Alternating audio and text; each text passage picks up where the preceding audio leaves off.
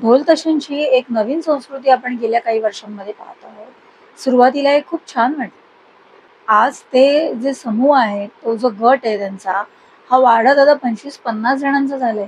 काही ठिकाणी तो 100 जणांचा होतो आणि एवढे वादक जेव्हा एकाच वेळेला अ, ढोल वाजवतात, हलगी वाजवतात, तर त्याचा केवढा मोठा आवाज होतो. आपली जी लोकवस्ती होती मंडळी, ती सुटसुटीत होती पहिल्यांदा. आत्ता जसं तुमची लोकवस्ती जी आहे, ही संकुचित होत चाललेली आहे. ती अतिशय गजबजलेली झालेली आहे. तिथे तुम्हाला स्वतःला मोकळा श्वास घ्यायला आज जागा उरलेली नाहीये. एक श्रद्धाळू भक्त म्हणून सुद्धा आपली ही जबाबदारी नाहीये का, की आपण या सगळ्याकडे पुन्हा एकदा नव्याने पाहायला हवं. माझा सण साजरा करताना किंवा माझा आनंद साजरा करताना तो दुसऱ्याला त्रास देणारा तर होत नाहीये ना. माझ्या आनंदामुळे किंवा माझ्या या अशा चुकीच्या सण साजरा करण्यामुळे दुसऱ्या व्यक्तीला कोणते गंभीर आजार तर होत नाहीयेत ना. आपल्या आजूबाजूला अनेक लहान मुलांच्या परीक्षा याच काळामध्ये सुरू असतात. आपल्या आजूबाजूला अनेक अबालवृद्ध राहत असतात. अनेकांना गंभीर आजारांना त्यांना सामोरं जावं लागत असतं. तर हे सगळ्या ज्या समस्या आहेत, याचा नागरिक म्हणून हे जे सण साजरा करणारे लोक आहेत, हे विचार करणार आहेत का? तुम्ही या समाजाचाच भाग आहात. समाजाला त्रास होईल अशी कोणतीही कृती आपल्या सणांमधून आपण जेव्हा करतो, तेव्हा आपण चुकीचं उदाहरण अख्ख्या जगासमोर ठेवतो आहोत. ही आपली संस्कृती नाहीये.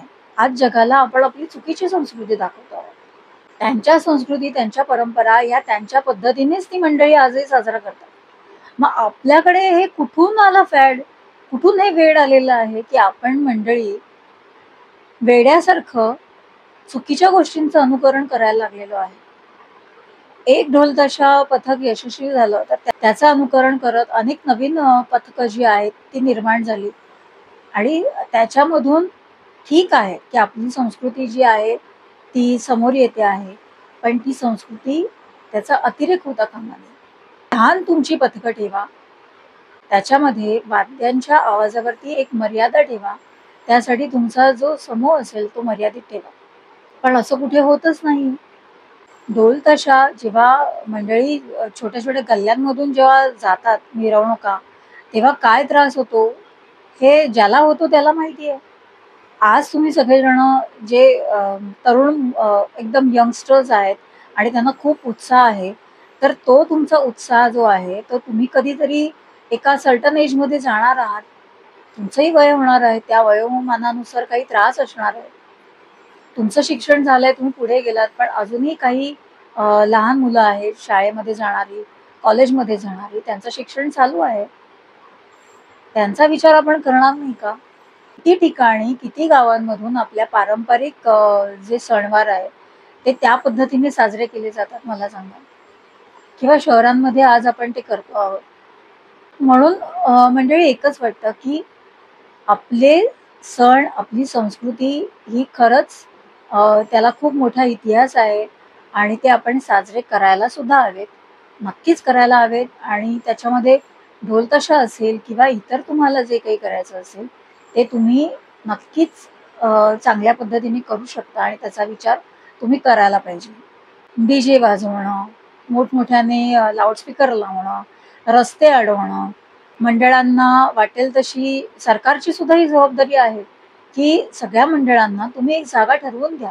रस्ते जेव्हा तुम्ही अडवतात मंडळं, तेव्हा ट्रॅफिक नाही का जाम होत? ऑलरेडी आपल्या मुंबई शहरांमधून किंवा सगळ्याच महाराष्ट्रातली जेवढी महत्त्वाची शहरं आहेत, या सगळ्या शहरांमधून आज मोठ्या प्रमाणामध्ये बांधकामाचं जे काम आहे ते सुरू आहे.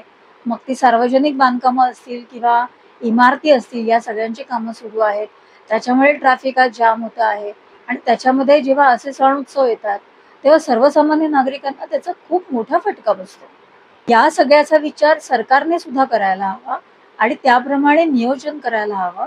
ढोल ताशाची मंडळं आहेत, ती मंडळं असतील किंवा गणेशोत्सव मंडळं असतील, त्याप्रमाणेच तुमचे लेझर शो आणि अशा पद्धतीने डी-जे वगैरे करणारी जी काही मंडळी असतील, तर या सगळ्यांच्या बैठका घेऊन त्यांच्यामध्ये समन्वय साधून जिथे गरज आहे तिथे कठोर होऊन या मंडळांना बंदी करण्याची गरज आहे किंवा अशा शोवरती म्हणजे डीजे असेल किंवा लेझर शो असतील यांच्यावरती बंदी आणण्याची गरज आहे.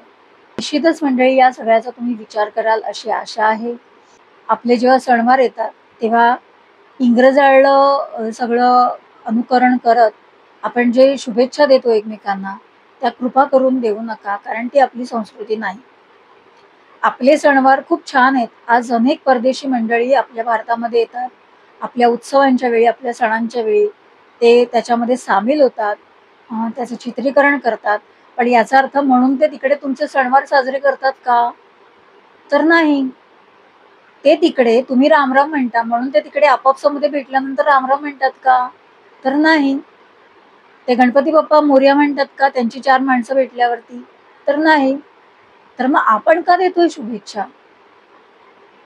आपण वेड्यासारखं शुभेच्छा देण्याचं काम करतो सणवार आल्यानंतर. आपण वेड्यासारखे ढोल-ताशा आणि डीजे आणि लेझर शो असेल यांच्या आहारी जातोय. यांचा अतिरेक करतो आहोत. आपली खाद्य संस्कृती जी मूळ आहे, त्यातला एक साधेपणा आहे, तो कुठेतरी हरवत चाललेला आहे. मखर बनवताना सुद्धा जे पर्यावरणपूरक मखर आहेत, यांचा आपण जास्तीत जास्त अवलंब करायला पाहिजे. आपण किती बटबटीतपणा त्या सगळ्या सजावटीमध्ये आणणार आहोत. मूर्तीसुद्धा कुठेतरी त्या मूर्तीचा सुद्धा आपण खूप गांभीर्याने विचार करायला हवा. कारण पी-ओ-पीच्या मूर्ती ज्या आहेत, त्या पर्यावरणासाठी योग्य नाहीत, हे आपल्या सगळ्यांना माहिती आहे.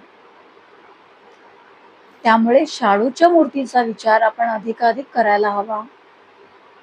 आत्ता आपल्याला वाटतं आहे किंवा जे हा व्यवसाय करत आहेत मूर्ती तयार करण्याचा, त्यांनाही वाटतंय की त्यांच्याबरोबर काही शेकडो कामगार त्यांच्याशी जोडले गेलेले आहेत. पण हळू करत हे पी-ओ-पीचं जे मूर्तीचं प्रकरण आहे, हे कमी करायला हवं मंडळी. सगळ्याचा तुम्ही गांभीर्याने विचार कराल. जिथे आपल्याला बदल करता येऊ शकतो, तिथे आपण निश्चित बदल करायला हवा आणि वेड्यासारखं जे आपण शुभेच्छा देतो आहोत, त्यात आपण थांबवायला हवं. विषय आवडला तर नक्की लाईक करा, शेअर करा, सबस्क्राईब करा. अधिकाधिक लोकांपर्यंत हा विषय पोहोचवा. पुन्हा भेटू एका नवीन विषयासह. तोपर्यंत नमस्कार.